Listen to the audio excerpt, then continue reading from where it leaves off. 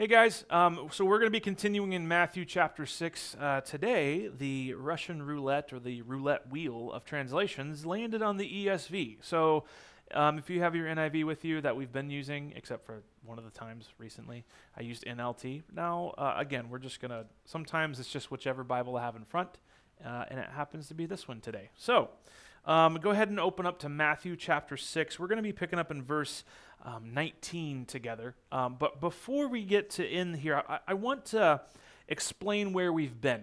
Okay, now again, the verse chapters, or sorry, the book chapters and the verse numbers, they were not part of the original text. Okay, they were added later to help us to be able to find specific parts quickly.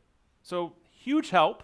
If I were to say, hey, the part of Jesus' sermon when he talks about the Lord's Prayer, where is that? Where is that? And I start like flipping through this whole scroll or this book of no numbers of Matthew, and I'm just looking through. That would take a little bit more time versus if I just look down and be like, oh, Matthew 6 and then verse 5. Boom, when you pray. Okay, we found it really quickly, so now we can pick up and know exactly where we are. This is a silly example. I know you didn't need that, but I gave it to you anyway. So, but because these weren't in there originally, all of this goes together. And I'm going to make this shorter. So in chapter 5, he begins the sermon and he talks about how the righteousness of people who follow him, people in the kingdom, so the right doing, the things that people do that are pleasing to God need to surpass or be more authentic or be more from the heart than that of the religious elite of Jesus' day, the Pharisees and teachers of the law. Okay, and so he starts with this and he gives some examples and he says, hey, this is how they've been teaching you, this is how they've been interpreting, this is how you've seen it lived, but I say to you, go further, actually make it easier, but it's still hard to do. Okay, like so for example, if I just look down, for example, and look over here is talking about oaths, he says, let's make it easier, let's just not make an oath altogether, just be a person of your word.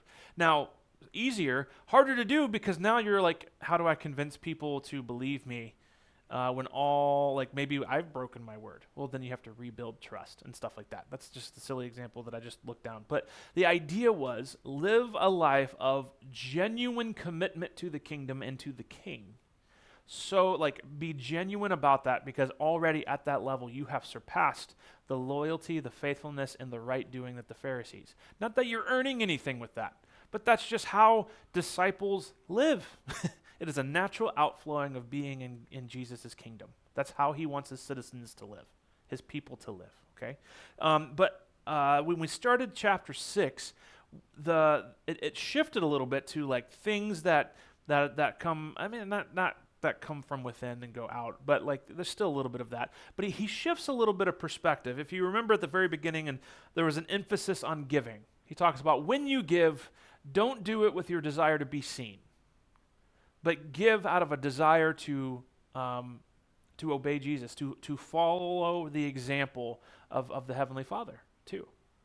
He moved next talking about the Lord's Prayer. I just kind of mentioned that a second ago, but he moves in there and we talked about prayer as an expression or an extension of a relationship with God, and within there was this daily dependence upon him. Now, there's a connection here that you might not see if you just listen to the words, but I'm gonna try to connect the dots as I go.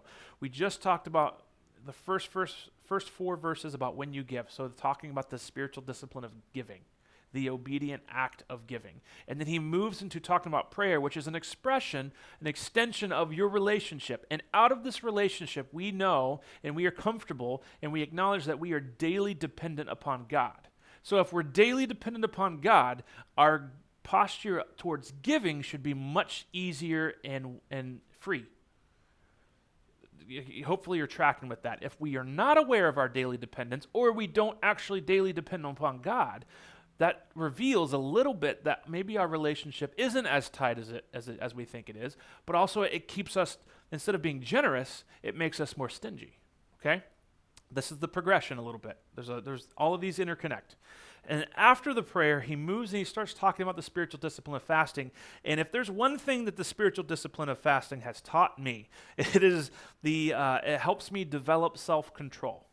Number one, it does that. But two, we talked a little bit about how fasting is the spiritual discipline that brings our body and soul united into one, and it highlights and accentuates and acknowledges, again, what we said with prayer, we now live out with our bodies too, a daily dependence upon God. Because we need food. We were wired this way. Have you ever thought about why? Why are we wired that way? Why were we created with the need for food? It's interesting. Maybe you never thought about that. But I thought about that today, and then I'm not going to take you down the deep dive that I went into. But all of this kind of flows, and it has a common thread. From the practice of giving and generosity to praying and how prayer operates and about our relationship with the Father, to the practice of fasting. And it kind of sets up a little bit. He's going to continue this theme.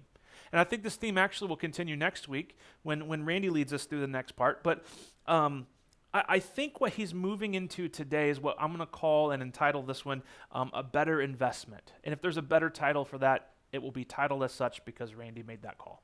But we're going to pick up in chapter 6, verse 19, and let's read the first couple verses together, okay? And again, this is the English Standard, ESV, okay? So verse 19, do not lay up for yourselves treasures on earth where moth and rust destroy and where thieves break in and steal, but lay up for yourselves treasures in heaven where neither moth nor rust destroys and where thieves do not break in and steal. For where your treasure is, there your heart will be also. So right away, I need to, I'm not going to go super in-depth with this because we're going to do a worship experience hopefully this Sunday together. And we're going to lean into this dependency thing together, okay? But to real quick, just kind of carpet bomb the area and just point to point to jump. Let's look at that word treasure for a moment, because treasure does include possessions, literal possessions, but it cannot only mean possessions, or else he would have said possessions. Isn't it interesting that he says your treasures, and then he connects it directly to your heart and to your desire? And so it can't just mean possessions, but it does include that. So what Jesus is asking us to evaluate and consider is where our desire to acquire, hey, that rhymes. That's awesome. Where our desire to acquire is focused. Where are we so desirous of, I want more of this? That's what we treasure. Is it, I want more time with this person. I want more guitars in my life. That's a real one that I battle, okay? I want more books in my life. Cheaper than guitars, easier to justify, still a battle for me. I desire more, maybe it's cheesecake.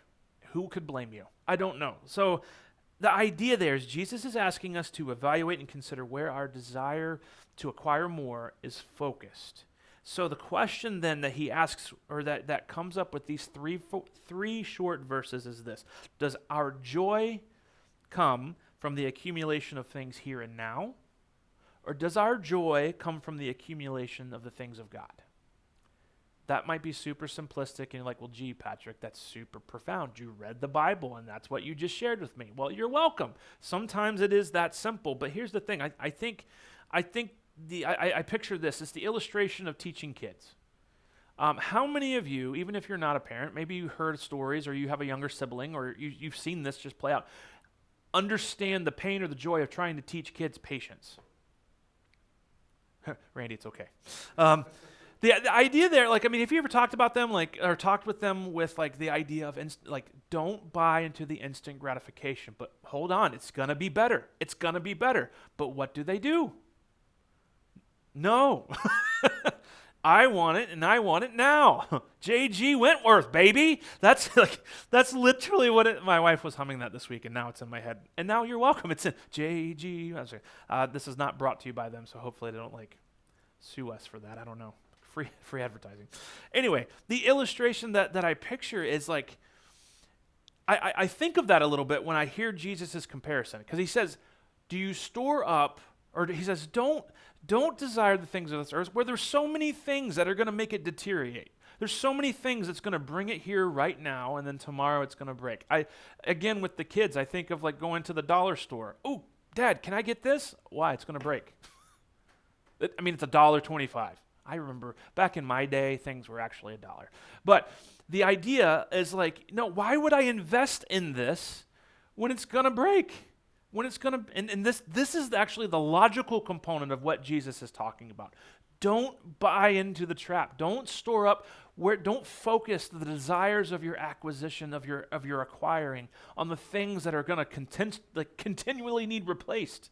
That's actually a form of gluttony, like when you just keep getting and getting and getting and getting, but like you almost feel like you have to because you're dependent upon it.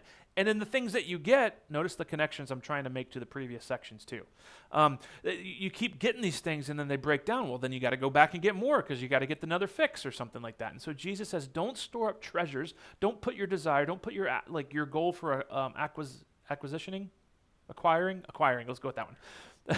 Your goal for acquiring things that are going to break down, but shift your focus and put your desire for acquiring things that will last forever. That's where you're put your desire there.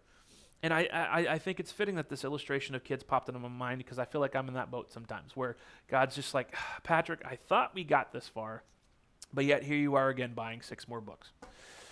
Not that books are bad. Please don't hear that. That's not what I'm saying, okay? But I digress, okay? That's the first couple verses. Let's hop back in at verse 22 because now we get this fun little picture of the eye, okay? Verse 22, the eye is the lamp of the body.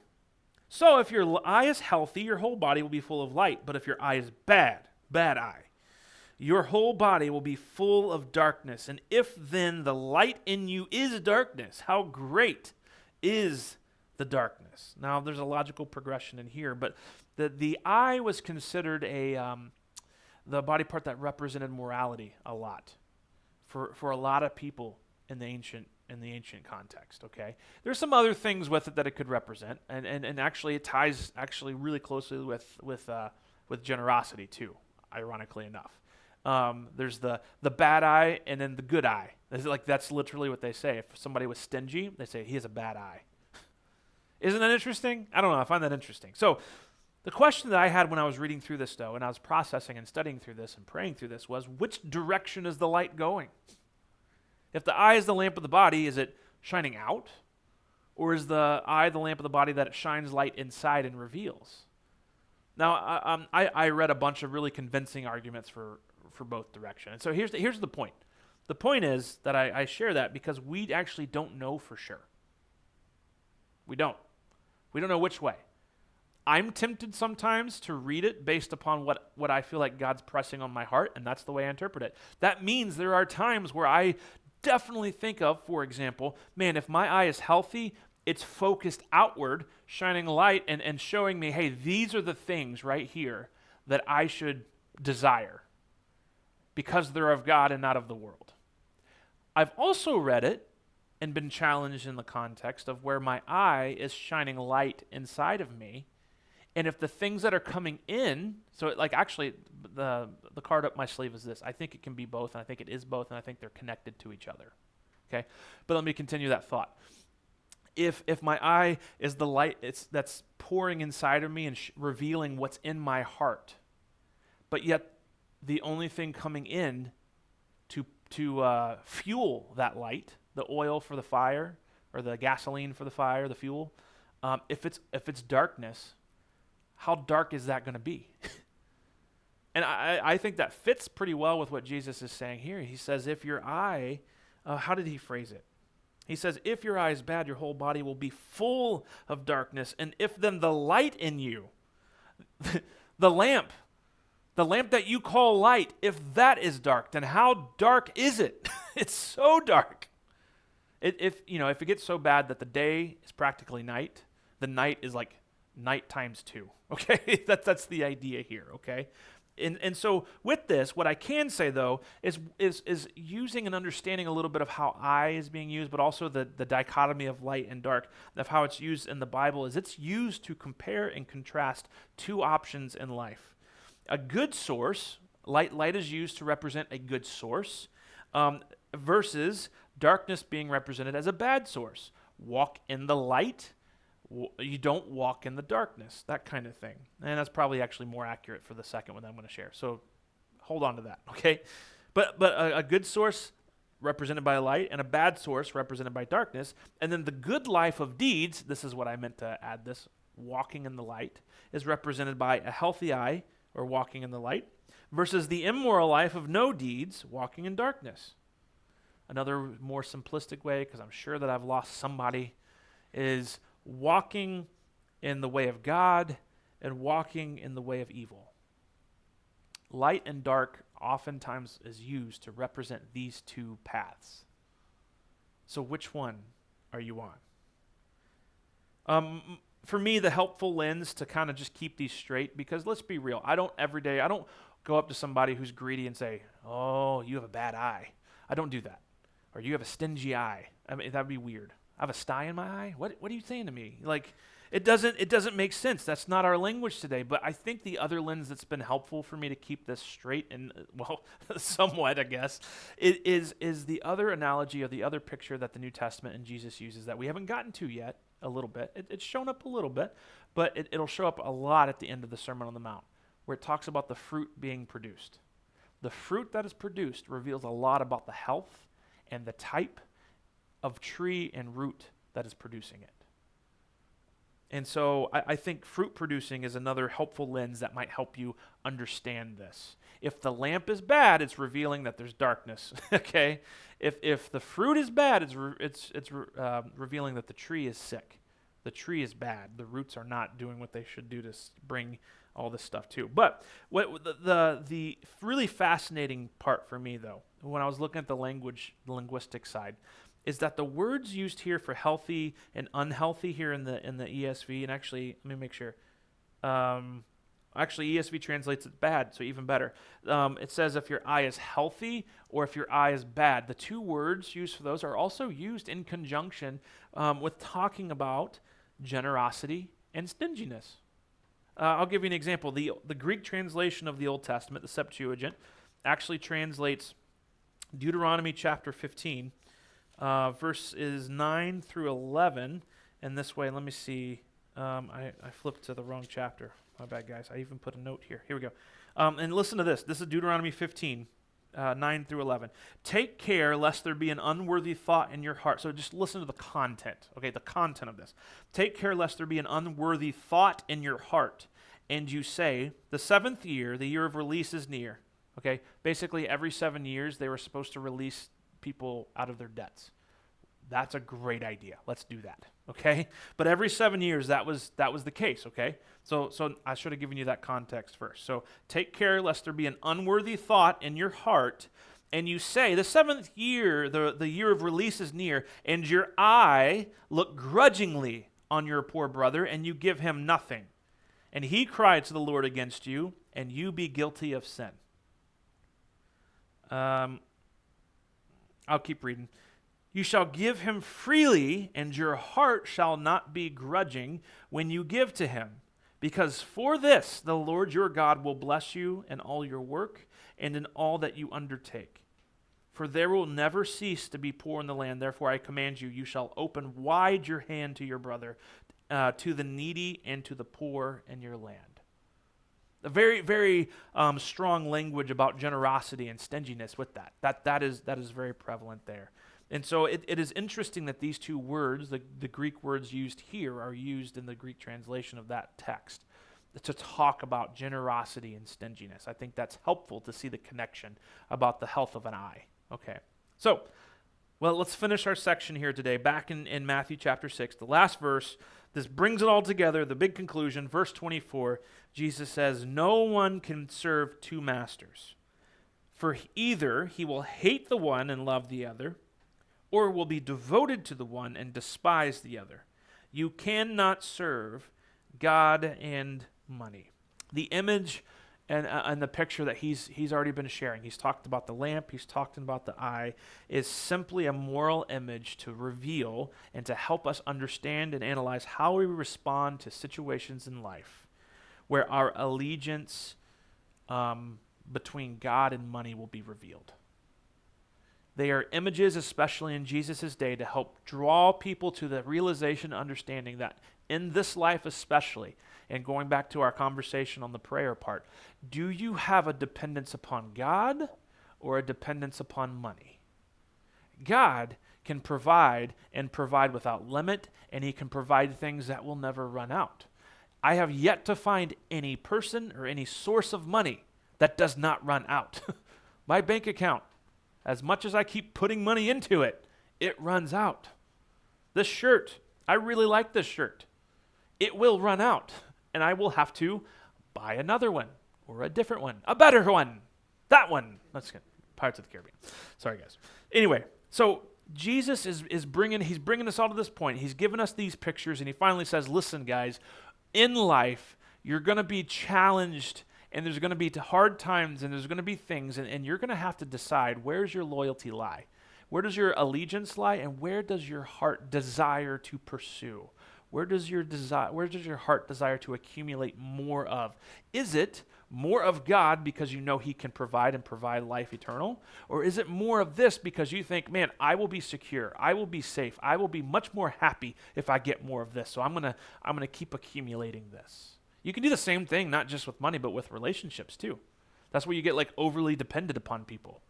If I could just get more time with this person, and then what happens generally, more times than not, almost all the times that I could think of right now in my head, that relationship burns out the other person. And they're like, dude, you got to stop.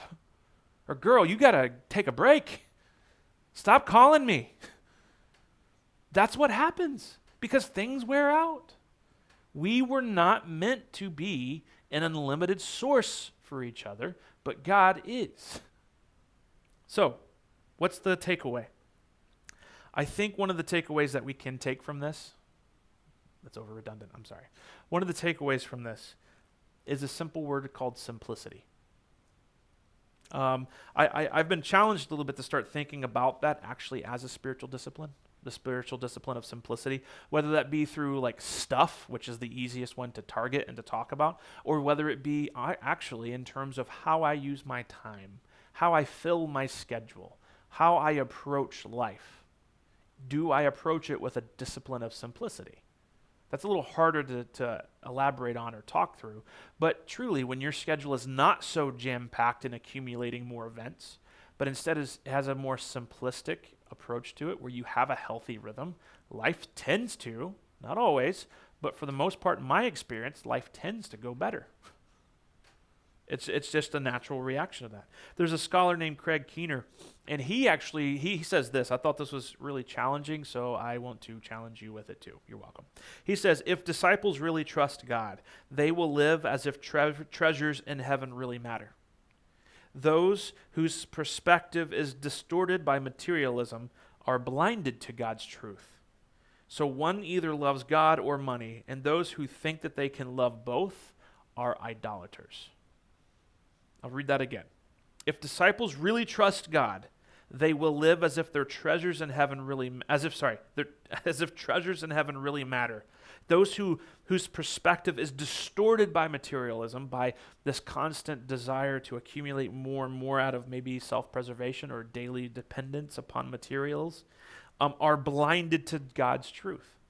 So the one either loves God or money. And those who think that they can love both are idolaters. How do we live this out? How do we practice the discipline of simplicity? My suggestion is just to simply kind of do what I already elaborated a little bit. Find a time to try to cut some things and test it out. Like we do this with math. I just said a curse word for half of you if you don't like math. But we do this with other things in life. So why are we not using these things in discipleship? This is a big conviction of mine, especially recently. My wife's tired of hearing me talk about it. So now I'm going to talk to you on a camera so you can put this on repeat and just listen to this over and over again because I know you want to so bad. But why don't we take the things that we use to grow in other things? Why don't we use that for here? Like let's do a trial period and try it out. Let's try it out. Let's simplify our lives and focus on Jesus. Maybe take a week and say, you know what, I'm going to cut this TV show. Maybe take a week and say, hey, I'm going to take some time and try this discipline. So I can't meet with you this week, but we can again next week. Make sure you give a follow-up so you're not like abandoning somebody that you have a relationship with. Okay. And I'm not also telling you to abandon anybody. Please don't hear that. Actually, I'm going to lean into that here for 1 second because I think there's a clarification. The temptation might be to go to the extreme, to get rid of everything. And on the material side, it might seem like, man, Patrick, you're saying that work is bad. We should not work. Don't store up treasures here in heaven. Okay, that's not what I'm saying. Jesus is simply identifying the lure of riches and of the lure of wealth and the lure of possessions that his followers will have to resist. It is not wrong to have money. It is not wrong to have things. It is not wrong to even accumulate some of these things. But where if they become your treasure, where the desire for accumulating solely is focused and your drive, and trust me, when you desire something, you start making decisions to move towards that. That's Jesus' point. Are you pursuing him in the kingdom or pursuing, maybe this is a better way, you and yours? His and his kingdom or you and yours? So that's the clarification I want to say. I think simplification and the discipline of simplicity is a natural response to a kingdom vision. So, this is the question I want to end on and just leave you with. Here it is. Where can you, I have it writtenly different on my paper, so I'm sorry, Randy. Where can you practice more simplicity in your life? And I would venture to say, too, it's not just about eliminating. I heard a speaker today in chapel. It was great. He talked about like fleeing, but it's not just enough to flee from. We have to go toward something or someone, too. So where can we practice simplicity in our life that accentuates and highlights and improves our desire for accumulating more of God's kingdom? That might be a while to think about and meditate on and maybe spend some time in prayer. But that's what I want to leave you with. I hope that this has been helpful. I hope that this has been challenging. I hope that this has moved you a little closer to living out more faithfully as a disciple of Jesus. That's what I want to pursue. That's what I want to lead you guys in pursuing. That's what we want to do as a church. And so I look forward to being with you guys this Sunday. I look forward to worshiping with you guys and to spending time worshiping our King, sitting at his feet, communing with him, and putting our desires, identifying our desires for his kingdom more than our own. So I pray you guys have a good week, and I'll see you then.